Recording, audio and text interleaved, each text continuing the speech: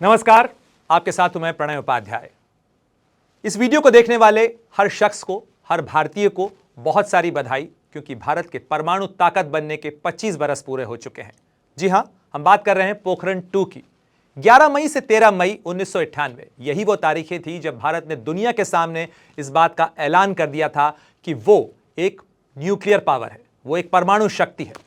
लेकिन भारत के परमाणु शक्ति बनने की कहानी बहुत रोमांचक है, और मैं जब आपसे ये बात कर रहा हूं मेरे रोंगटे खड़े हो रहे हैं, क्योंकि इस कहानी का इतिहास बताता है कि भारत ने कितनी चुनौतियों के साथ, कितनी मुश्किलों के बावजूद अपने इस संकल्प को जिंदा रखा। भारत के वैज्ञानिकों ने किस तरह से इस कामयाबी की दास्तान लिखी।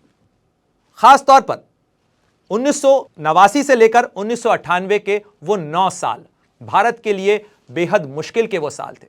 लेकिन भारत ने हमेशा इस बात को साबित किया है कि मुश्किलें जितनी ज्यादा होती हैं, भारत उतना ही शानदार प्रदर्शन करता है। भारत उन मुश्किलों को, चुनौतियों को लांघकर उतने ही शानदार तरीके से दुनिया के मंच पर उभरता है। आप जरा कल्पना करिए, 15 अगस्त 1947 का वो वक्त जब भारत उपनिवेश से एक स्वतंत्र देश बना। उस समय चर्चिल जैसे लोग ये कह चुके थे कि भारत पता नहीं बचेगा कि नहीं बचेगा। इस मुल्क के वजूद को लेकर सवाल खड़े किए जा रहे थे। इस मुल्क का बंटवारा हो चुका था और बेहद मुश्किलों के दौर से उभर कर खड़ा होने की चुनौती भारत के सामने थी। लेकिन महज 50 साल में उसने कामयाबी की दास्तान लिख दी। उस समय तक भारत दुनिया के अंदर एक शक्ति के तौर पर उभरने के लिए प्रबल दावेदार के तौर पर खड़ा हो चुका था। 1974 में भारत ने पहली बार परमाणु परीक्षण किया, और उसके बाद एक लंबा कालखंड ऐसा बीता जब भारत अपनी परमाणु ताकत पर मुहर लगाने के लिए अगले परमाणु परीक्षण नहीं कर पाया था। 1989 से लेकर 1998 का दौर भारत के लिए बहुत सारी मुश्किलों का दौर था। भारत आर्थिक मुश्किलों से जूझ रहा था, भारत के ऊपर अंतर्राष्ट्रीय दबाव था, भारत के अंदर पाकिस्तान आतंकवाद की आंच सुलगा चुका था, जम्मू कश्मीर में आतंकवाद सुलगने लगा था। इसके साथ ही भारत का एक मजबूत साझेदार सोवियत संघ 1991 में विघटित हो चुका था। इसके साथ ही भारत के अंदर घरेलू मोर्चे पर भी राजनीतिक अस्थिरता का दौर शुरू हो चुका था। वीपी सिंह सरकार में आए, मगर 2 साल ये सरकार चली। उसके बाद प्रधानमंत्री बने चंद्रशेखर की सरकार महज 6 महीने चल सकी, और उसके बाद चुनावों की घोषणा हो गई। लेकिन इन चुनावों के अंदर 1991 में प्रचार के दौरान पूर्व प्रधानमंत्री और कांग्रेस के अध्यक्ष राजीव गांधी की हत्या हो गई। जून 1991 के अंदर नरसिम्हा राव देश के प्रधानमंत्री बने। लेकिन भारत के ऊपर न केवल अंतर्राष्ट्रीय दबाव था, भारत के ऊपर घरेलू चुनौतियां थीं, और उसके बाद नई चुनौतियों का पूरा दौर शुरू हुआ। 1992 के अंदर भारत के अंदर दंगे होते हैं, 1993 में मुंबई में सीरियल ब्लास्ट होते हैं। इसके अलावा भारत की जो आर्थिक चुनौतियां थी वो भी लगातार गंभीर होती चली जा रही थी। इसके पहले भारत को एक दौर वो भी देखना पड़ा कि उसे अंतर्राष्ट्रीय मुद्रा या अपने लोन को चुकाने के लिए उसको सोना तक गिरवी रखना पड़ा था। अंदाजा करिए उस स्थिति का जब भारत के अंदर इतनी उथल पुथल चल रही हो। लेकिन इन तमाम उथल पुथल के बावजूद एक फाइल थी जो कि एटॉमिक एनर्जी कमीशन की फाइल थी। भारत में परमाणु परीक्षण, भारत के परमाणु कार्यक्रम को जिंदा रखने और उसको प्रायोरिटी पे, ट्रैक पर रखने की एक चुनौती थी। इस दौरान ऐसे में जबकि कई प्रधानमंत्री बदल रहे हों, प्रधानमंत्री कार्यालय के साथ साथ मंत्री बदल रहे हों, एडमिनिस्ट्रेशन बदल रहे हों, उस दौरान इसको ट्रैक पर रखना अपने आप में एक बहुत बड़ी चुनौती थी। कई जगह इस बात का उल्लेख मिलता है कि सत्ता से बाहर होने के बाद 1989 में जब सत्ता चली गई, उस समय राजीव गांधी ने 1991 के अंदर प्रचार में उतरने से पहले, या कहा जाए कि उस समय 90-91 के दौर में उन्हें भी इस बात की फिक्र थी कि कहीं भारत का परमाणु कार्यक्रम पटरी से न उतर जाए। तो वो उस समय के जो तत्कालीन राष्ट्रपति थे आर वेंकटरमन, उनसे मिलने के लिए गए, और उन्होंने इस बात का जिक्र किया कि मैं आपसे यह आग्रह करने के लिए आया हूं कि कहीं भारत का परमाणु कार्यक्रम पटरी से न उतर जाए, इसे आप सुनिश्चित करिएगा। आप अंदाजा करिए उस स्थिति का। विपक्ष के एक नेता से परमाणु कार्यक्रम के ऊपर राष्ट्रपति बात तो नहीं कर सकते हैं, लेकिन भारत की तीनों सेनाओं के सर्वोच्च कमांडर ने मुस्कुराते हुए केवल एक आश्वासन दिया, जिससे राजीव गांधी को यह बात पता चल गई कि कहीं ना कहीं भारत का परमाणु कार्यक्रम ऑन ट्रैक है। वीपी सिंह उस समय प्रधानमंत्री थे। वीपी सिंह के बाद चंद्रशेखर की सरकार आई, लेकिन यह परमाणु कार्यक्रम ट्रैक पर बना रहा, और उसके बाद भी यह परमाणु कार्यक्रम ट्रैक पर बना रहा, और इसकी चिंता ज्यादा बढ़ती चली गई। ये चिंता बढ़ने के पीछे एक बहुत बड़ी वजह यह भी है कि भारत को 1990 में इस बात की जानकारी मिल चुकी थी कि भारत का पड़ोसी मुल्क पाकिस्तान चीन की मदद से परमाणु हथियार हासिल कर रहा है। जाहिर तौर पर भारत के लिए इससे ज्यादा चिंता की बात नहीं हो सकती है। भारत ने इस मामले को अमेरिका के साथ उठाया। वो अमेरिका जो कि न्यूक्लियर प्रोलिफरेशन को खत्म करने के लिए परमाणु अप्रसार संधि को आगे बढ़ा रहा था, साथ ही वो सीटीबीटी की बात कर रहा था, यानी कॉम्प्रिहेंसिव टेस्ट बैन ट्रीटी। ये वो ट्रीटी थी, ये वो संधि थी जो कि अंतर्राष्ट्रीय स्तर पर भारत जैसे तमाम मुल्कों के ऊपर प्रतिबंध लगाती थी कि वो अब परमाणु परीक्षण नहीं कर सकते हैं। भारत के ऊपर बहुत दबाव डाला गया। भारत जो कि आर्थिक मुश्किलों से दौर से गुजर रहा था, उसे आईएमएफ, वर्ल्ड बैंक के लोन की जरूरत थी। उसके साथ ये शर्तें, ये पाबंदियां आयत की गई, लगाई गई कि वो सीटीबीटी पर साइन करे। लेकिन भारत ये तय कर चुका था, भारत ये अच्छी तरीके से जानता था कि भारत के पड़ोस में दो मुल्क ऐसे हैं जिनमें से चीन उस समय तक एक स्थापित परमाणु शक्ति था, साथ ही वो सिक्योरिटी काउंसिल का भी सदस्य था, और दूसरी तरफ पाकिस्तान था जो अमेरिका का नजदीकी भी था। चीन उसे परमाणु हथियार दे रहा था। इन खतरों के बीच Bharat comprehensive test ban treaty जैसे किसी दस्तावेज पर दस्तखत नहीं कर सकता था। और यही वजह थी कि उस समय तमाम राजनीतिक उथल पुथल के बावजूद भारत में जो भी प्रधानमंत्री आए, क्योंकि उस समय कई सरकारें बदलती रहीं इन 8-9 सालों के दौरान, लेकिन सभी ने इस बात को बरकरार रखा कि न तो भारत सीटीबीटी पर साइन करेगा, न ही भारत अपने परमाणु टेस्ट के कार्यक्रम को पीछे हटाएगा। हालांकि कई बार ऐसा हुआ कि भारत ने तारीखें तय कर ली कि अब टेस्ट करना है, और उस समय अमेरिका की तरफ से दबाव आ गया, कहीं ना कहीं यह सूचना लीक हो जाती थी। उसके बाद 1996 के अंदर चुनाव होते हैं, नरसिम्हा राव की सरकार सत्ता से बाहर होती है, बीजेपी सबसे बड़ी पार्टी के तौर पर उभरती है, और अटल बिहारी वाजपेयी भारत के प्रधानमंत्री के तौर पर शपथ लेते हैं। सत्ता में आने से पहले दोनों प्रधानमंत्रियों की मुलाकात होती है, यानी नरसिम्हा राव की और अटल बिहारी वाजपेयी की, और उस समय नरसिम्हा राव अटल बिहारी वाजपेयी से कहते हैं कि मैं इस दफ्तर से जा रहा हूं, आप इस दफ्तर के अंदर आ रहे हैं, लेकिन इस बात का ध्यान जरूर रखिएगा कि भारत के परमाणु परीक्षण की एक फाइल जो है वो आपको टॉप पे रखनी है, उसको आगे बढ़ाना है, क्योंकि भारत के सामने चुनौतियां हैं। भारत के विदेश मंत्री रह चुके अटल बिहारी वाजपेयी इसे बहुत अच्छी तरह से जानते थे। भारत के परमाणु अप्रसार, भारत की जो परमाणु अप्रसार नीति थी, उसको लेकर वो अंतर्राष्ट्रीय मंचों पर, यूएन जैसे संगठनों के अंदर भारत की बात रख चुके थे। इसलिए उन्होंने इस बात को न केवल समझा बल्कि इसको आगे बढ़ाने की कोशिश की। और 1996 के अंदर महज 13 दिन के लिए आई अटल बिहारी वाजपेयी की सरकार ने जिन फाइल्स पर सबसे ज्यादा या सबसे पहले तरीके से काम किया, जिन्हें फास्ट ट्रैक किया, उनमें भारत के न्यूक्लियर टेस्ट की फाइल भी थी। लेकिन एक बार फिर भारत की इन कोशिशों को झटका मिला। परमाणु परीक्षण की तारीखें तय हो जाने के बावजूद भारत टेस्ट नहीं कर पाया, और इस दौरान 13 दिन की अटल बिहारी वाजपेयी की सरकार गिर गई। उसके बाद एक बार फिर भारत में राजनीतिक अस्थिरता का दौर आया। एचडी देवगौड़ा, इंद्र कुमार गुजराल, इन दोनों के कार्यकाल के अंदर भारत में राजनीतिक उथल पुथल चल रही थी, राजनीतिक अस्थिरता चल रही थी, और उसके बाद 1998 में एक बार फिर चुनाव हुए। इन चुनावों के बाद अटल बिहारी वाजपेयी एक बार फिर भारत के प्रधानमंत्री बने, लेकिन अब की बार वो इसमें समय नहीं गंवाना चाहते थे। और 11 मई, 13 मई ये वो तारीखें थी 1998 की, जब भारत ने एक के बाद एक 5 न्यूक्लियर टेस्ट किए। सब किलोटन के टेस्ट थे ये, और इन टेस्ट के साथ भारत ने यह साबित कर दिया, पूरी दुनिया के सामने इसका ऐलान कर दिया कि अब उसके पास थर्मो न्यूक्लियर वेपन कैपेबिलिटीज है, यानी उसके पास क्षमता है कि वो परमाणु हथियार बना सकता है। परमाणु हथियार कार्यक्रम में भारत ने अपने आप को दुनिया के मंच पर एक परमाणु ताकत के तौर पर स्थापित कर दिया है। भारत के इस ऐलान से पूरी दुनिया में खलबली मच गई। जाहिर तौर पर भारत के इन टेस्ट के बाद पाकिस्तान ने भी ऐलान किया कि वो भी टेस्ट करेगा, और इसने पूरी दुनिया के सामने एक ऐसी हड़कंप मचा दी। अमेरिका समेत दुनिया के कई मुल्कों ने भारत के ऊपर दबाव बनाना शुरू कर दिया। भारत को इस बात के लिए एक्यूज किया गया, भारत पर इस बात के आरोप लगाए गए कि आपने टेस्ट किए, उसके बाद पाकिस्तान ये टेस्ट कर रहा है, और इससे इस बात का खतरा बढ़ गया है कि अब दुनिया के अंदर परमाणु हथियारों की रेस शुरू हो जाएगी। आप अंदाजा करिए उस स्थिति का जब भारत के ऊपर इस कदर दबाव बनाया जा रहा हो। भारत के ऊपर सैंक्शंस लगा दिए गए, भारत के ऊपर बहुत सारे प्रतिबंध लगा दिए गए।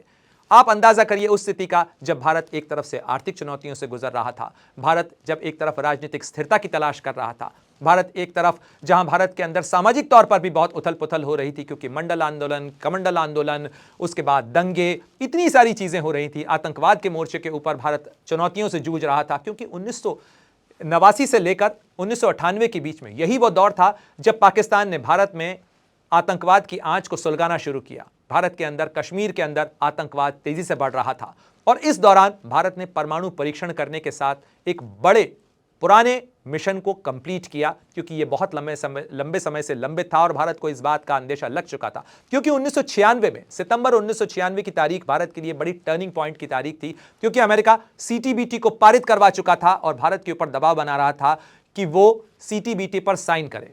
आर्थिक मुश्किलों से गुजरते हुए भारत के ऊपर इस बात की पाबंदियां लगाई जा रही थी, शर्तें लगाई जा रही थी कि वो सीटीबीटी पर साइन करे। लेकिन भारत अच्छी तरह से जानता था कि वो अपने हाथ किसी भी सूरत में बांधने नहीं जा रहा, क्योंकि भारत अपनी चुनौतियों को बहुत अच्छी तरीके से जानता था और तमाम राजनीतिक विरोध, विपक्ष होने के बावजूद, अलग अलग पार्टियां होने के बावजूद हर प्रधानमंत्री इस बात को लेकर अच्छी तरह से वाकिफ था कि कहीं न कहीं ये एक ऐसा कार्यक्रम है जिसके साथ समझौता नहीं होना चाहिए, क्योंकि इसके साथ समझौते का मतलब होगा भारत के मुस्तकबिल के साथ, भारत के भविष्य के साथ समझौता करना। और यही वजह थी कि एटॉमिक एनर्जी कमीशन, जो कि सीधे सीधे प्रधानमंत्री के मातहत काम करता है, उसने हमेशा इस फाइल को फास्ट ट्रैक पर रखा, इस फाइल को आगे बढ़ाया। ये फाइल कभी भी दरकिनार नहीं की गई। मुश्किलें जरूर आई, कई बार कोशिश की गई परमाणु टेस्ट करने की, वो नहीं हो पाए हों, लेकिन उसके बाद 11 मई और 13 मई की वो तारीखें थी। और आप शायद जानते हो कि भारत ने ये परमाणु परीक्षण कैसे किए थे।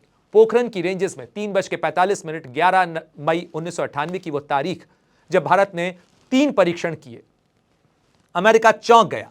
अमेरिका का चौंकना इसलिए भी लाजमी था क्योंकि अमेरिका को इस बार भनक तक नहीं लगी, क्योंकि भारत ये अच्छी तरीके से जानता था कि पिछली बार जैसे ही अमेरिका को भनक लगी, अमेरिका की तरफ से भारी दबाव भारत के ऊपर डाला गया कि भारत परमाणु परीक्षण न करे।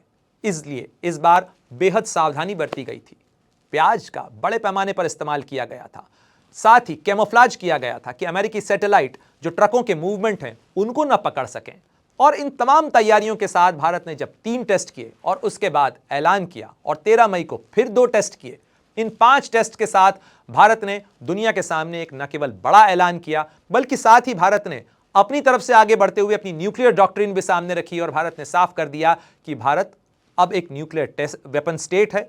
भारत को अब परमाणु परीक्षण करने की जरूरत नहीं है, यानी अब भारत परमाणु परीक्षण नहीं करेगा। और साथ ही भारत ने यह भी साफ कर दिया कि वह परमाणु हथियारों का भी पहले इस्तेमाल नहीं करेगा। भारत की ये जो घोषणा थी, ये अपने आप में बहुत दृढ़ प्रतिज्ञ कहा जा सकता है घोषणा थी। बहुत करेजियस ऐलान था ये, इसलिए करेजियस क्योंकि भारत ये जानता था कि उसके पड़ोस में पाकिस्तान जैसा मुल्क है जो कभी ये नहीं कहता कि वो परमाणु हथियारों का पहले इस्तेमाल नहीं करेगा, बल्कि ये तो वो मुल्क है जो परमाणु हथियारों की धमकी देता है। साथ ही भारत के पड़ोस में चीन जैसा मुल्क है जो एक पुरानी परमाणु ताकत है, सिक्योरिटी काउंसिल में मौजूद है, उसके पास वीटो का अधिकार है और वो पाकिस्तान के साथ मिला हुआ है। उसके बावजूद भारत ने अपनी क्षमता, अपनी ताकत के बल पर इस बात का ऐलान किया कि भारत परमाणु हथियारों का पहले इस्तेमाल नहीं करेगा। हालांकि उसी न्यूक्लियर डॉक्ट्रिन के अंदर यह भी लिखा हुआ है कि भारत क्रेडिबल न्यूक्लियर डेटरेंट रखेगा और अगर भारत पर वार होता है तो उसके बाद वो पूरी ताकत के साथ उसका जवाब देगा अपने परमाणु हथियारों के साथ में। तो ये भारत की न्यूक्लियर डॉक्ट्रिन है। लेकिन इसको गढ़ने की जो पूरी दास्तां थी कि भारत ने किस तरीके से इस टेस्ट की पूरी प्रक्रिया को जिंदा रखा तमाम सरकारों के बदलने के बावजूद, ये अपने आप में भारत के संकल्प की एक शानदार मिसाल है, भारत की कामयाबी की मिसाल है। क्योंकि वो भारत जो 15 अगस्त 1947 को आज़ाद हुआ तो बंटवारे के साथ आज़ाद हुआ, जिसके भविष्य को लेकर बहुत सारे सवाल उठाए जा रहे थे, महज 50 साल में उसने दुनिया में अपनी कामयाबी की एक सशक्त दास्तां लिख दी थी। उसने ये साबित कर दिया था कि वो अपने दम पर बहुत सारी चीजें कर सकता है। और इसके साथ ही आज भारत इस स्थिति के अंदर खड़ा है कि उसने अपनी क्षमता का, अपनी ताकत का लोहा पूरी दुनिया के सामने साबित कर दिया है। और आज इस स्थिति के अंदर अगर हम बात करते हैं तो 1998 के परमाणु टेस्ट के बाद भारत के ऊपर जाहिर तौर पर बहुत सारे सैंक्शंस लगे, भारत के ऊपर बहुत सारे प्रतिबंध लगाए गए। भारत के कई कार्यक्रम, चाहे वो भारत के रक्षा कार्यक्रम हो या इसरो का स्पेस कार्यक्रम हो, ये तमाम चीजें प्रभावित हुई। उसके बाद भारत ने एक बड़ा चैलेंज अपने हाथ में लिया। परमाणु परीक्षण कर लेने के बाद, अपने आप को परमाणु शक्ति साबित कर देने के बाद, भारत ने अंतर्राष्ट्रीय जनमत को अपने पक्ष में करने का एक महाअभियान शुरू किया। 1998 के टेस्ट के बाद में कारगिल का युद्ध हुआ। कारगिल के युद्ध के समय भी पूरी दुनिया में इस बात का हल्ला था, अमेरिका की तरफ से इस बात का दबाव बनाया गया। सारी दुनिया के अंदर ये सवाल उठाए जाने लगे कि कहीं ऐसा तो नहीं कि भारत और पाकिस्तान, जो कि तब तक टेस्ट कर चुके थे, ये दोनों देश परमाणु हथियारों का इस्तेमाल कर लेंगे इस लड़ाई के अंदर। उस समय भी भारत ने एक दृढ़ संकल्प का ऐलान किया और उस समय के प्रधानमंत्री अटल बिहारी वाजपेयी ने यह घोषणा की कि भारत LOC क्रॉस नहीं करेगा। और इस ऐलान के साथ ही भारत ने अपनी सेना की मदद से पाकिस्तान के उन घुसपैठियों को, खासतौर पर गडरियों के, चरवाहों के भेष में आए पाकिस्तान के सैनिकों को खदेड़ बाहर किया और भारत ने कारगिल का युद्ध जीता। और इस जीत के साथ भारत ने अंतर्राष्ट्रीय जनमत का भी अपने पक्ष में करने का मुहिम, अपने पक्ष में करने की जो पूरी कार्रवाई थी उसे जारी रखा। उसके बाद 2000 में अमेरिका के तत्कालीन राष्ट्रपति बिल क्लिंटन भारत के दौरे पर आते हैं और क्लिंटन की अमेरिका यात्रा बीते करीब करीब 2 दशकों के दौरान एक महत्वपूर्ण मोड़ थी, क्योंकि इसके बाद से भारत और अमेरिका के नजदीक आने का सिलसिला शुरू हुआ, एक दूसरे के ऊपर विश्वास जताने का सिलसिला शुरू हुआ। और जो आज इस मोर्चे पर खड़ा है, उस जगह पर खड़ा है जहां पर अमेरिका भारत को एक महत्वपूर्ण रणनीतिक साझेदार मानता है, अपनी इंडो पैसिफिक पॉलिसी का एक महत्वपूर्ण पिलर मानता है, क्वाड के अंदर एक महत्वपूर्ण भागीदार करार देता है, भारत के साथ कई अंतर्राष्ट्रीय योजनाओं में सहयोग करता है और कई क्रिटिकल और महत्वपूर्ण टेक्नोलॉजीज जो हैं वो भारत को सहजता से ट्रांसफर करने के लिए तैयार है। तो आप देखिए किस तरीके से भारत ने न्यूक्लियर टेस्ट के बाद में एक सैंक्शन रेजीम, एक टेक्नोलॉजी डिनायल रेजीम, यानी भारत को कील कांटे लेने के लिए भी जहां बहुत सारी पाबंदियों से गुजरना होता था, भारत के बहुत सारे कार्यक्रम प्रभावित हो गए थे, वहां से लेकर आज भारत इस जगह पर खड़ा है जहां अमेरिका उसकी तरफ देखता है। यह अपने आप में भारत की क्षमता की एक दास्तान है, उसकी एक कहानी है, लेकिन भारत ने सतत तरीके से इसे हासिल किया। इसी घटनाक्रम के अंदर, यानी 1998 से लेकर आज जब 2023 में हम बात कर रहे हैं, तो उस दौरान 2005 का एक वक्त आया जब भारत ने अमेरिका के साथ में सिविल न्यूक्लियर डील की और इस सिविल न्यूक्लियर डील ने भारत का जो न्यूक्लियर शीतकाल था उसे खत्म कर दिया, न्यूक्लियर अपार्थाइड जो था वो खत्म कर दिया और उसके साथ भारत के साथ न्यूक्लियर कारोबार करने के लिए दुनिया के कई मुल्क आगे आने लगे, चाहे रूस हो जो कि कुडानकुलम की न्यूक्लियर पावर प्रोजेक्ट के अंदर भारत का साझेदार था, अमेरिका ने भारत के साथ में न्यूक्लियर डील की और भारत ने यह ऐलान कर दिया था कि वो अपने सिविल न्यूक्लियर कार्यक्रम यानी परमाणु बिजली बनाने का जो कार्यक्रम है उसे और अपने परमाणु हथियार कार्यक्रम को बिल्कुल अलग अलग रखता है। उसने IAEA से भारत के परमाणु संयंत्रों की जांच के लिए अपने आप को प्रस्तुत किया ताकि ये जो रेगुलर मॉनिटरिंग है इसके जरिए भारत का जो सिविल न्यूक्लियर कार्यक्रम है वो सुरक्षित रहे। साथ ही भारत ने अपने परमाणु न्यूक्लियर जो परमाणु हथियार कार्यक्रम है उसको भारत ने सुरक्षित किया और साथ ही भारत ने यह साबित कर दिया कि उसके साथ परमाणु टेक्नोलॉजी में दुनिया के दूसरे मुल्क कारोबार कर सकते हैं। फ्रांस आगे आया, अमेरिका आगे आया, जिसके अलावा दुनिया के कई मुल्क आगे आए। ऑस्ट्रेलिया ने भारत के साथ में परमाणु कार्यक्रम या परमाणु जो ईंधन सप्लाई है उसमें रुचि दिखाई। भारत आज न्यूक्लियर सप्लायर ग्रुप के अंदर शामिल होने की कवायद में लगा हुआ है और आज दुनिया में भारत एक न्यूक्लियर ताकत है और साथ ही दुनिया की एक बड़ी टेक्नोलॉजिकल ताकत है। एक ऐसी टेक्नोलॉजी ताकत भारत कहा जाता है जिसके ऊपर दुनिया भरोसा करती है, जिसने दुनिया को हमेशा समाधान दिए हैं। तो भारत की यह क्षमता की कहानी है जिसमें भारत ने यह साबित कर दिया है कि वह अपने दाम पर, अपने बाजुओं की ताकत के ऊपर तमाम चुनौतियों को पार करके वो अपने सफलता की एक कहानी लिख सकता है, एक सशक्त दस्तखत कर सकता है। आपको ये कहानी कैसी लगी ज़रूर बताइएगा। ABP न्यूज़ पर हम ये खबरें, ये कहानियाँ आपको सुनाने की कोशिश करते हैं ताकि आप भारत की क्षमता पर भरोसा रख सकें, नाज कर सकें, फ़ख्र महसूस कर सकें।